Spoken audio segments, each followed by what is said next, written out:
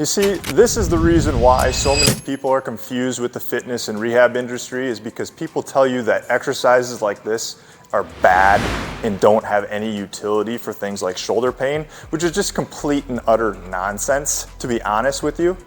The problem that people have with this exercise is that they don't ever progress the resistance or the load or do the proper sets and rep schemes. You need to advance an exercise to actually make it challenging, so it takes the body to failure. There's still plenty of usage you can get out of this exercise if you're dealing with shoulder pain and injury.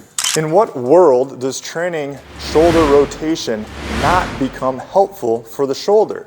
You can change the angle of the exercise up to make it even more valuable by switching the position that you're performing the resistance rotation exercise at, such as flexion or out and abduction. There's 3 main positions you should be doing.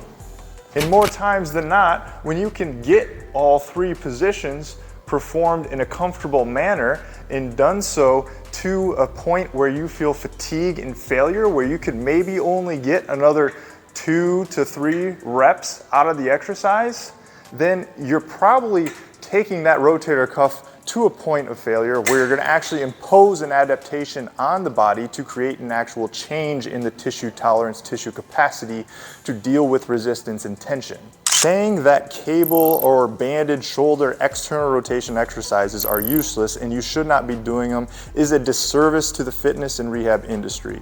Progress the exercises to a load that is challenging for you, within reason if you're dealing with pain, and then progress the exercise to a set and rep scheme that actually causes the tissue to feel fatigue. And then when things get easy, newsflash, just progress the exercise and make it more challenging.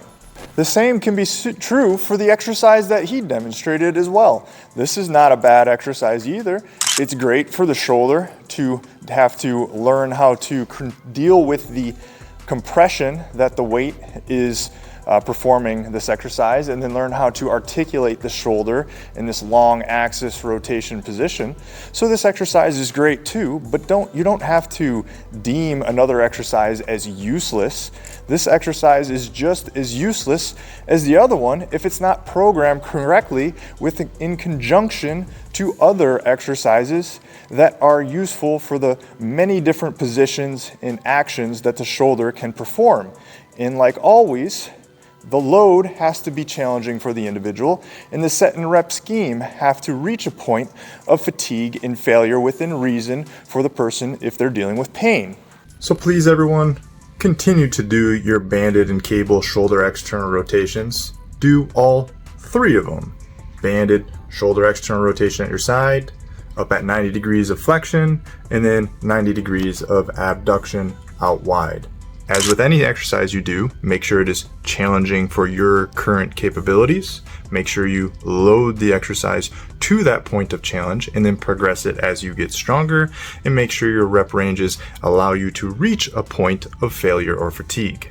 If you do those 3 foundational things, then you can play around with some of the more of the fancier shoulder rotation exercises or some of the mobility drills that you see on Instagram. Or heck, here's a thought, just continue training in a pain-free way. So do some dumbbell bench presses, do some shoulder flies, do some dumbbell rows, do some deltoid work.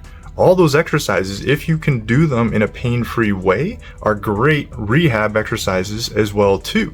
So if you're dealing with pain and you can't do those exercises, then talk to someone who knows how to adjust your workout routine so that you can still continue to work out. Because those exercises are just as beneficial for the shoulder as any quote-unquote rehab exercises. And this is what we do at sportsrehabexpert.com. We help clinicians understand how to do this better with their patients through our online courses. And then we also have workout routines specifically designed to those who feel injury prone, dealing with an injury that's specific to them, and looking for a more specific rehab process approach that continually evolves with them as they keep getting better. So if that sounds like you, feel free to reach out to me directly through email, greg@sportsrehabexpert.com, or again, sign up through one of our courses at sportsrehabexpert.com.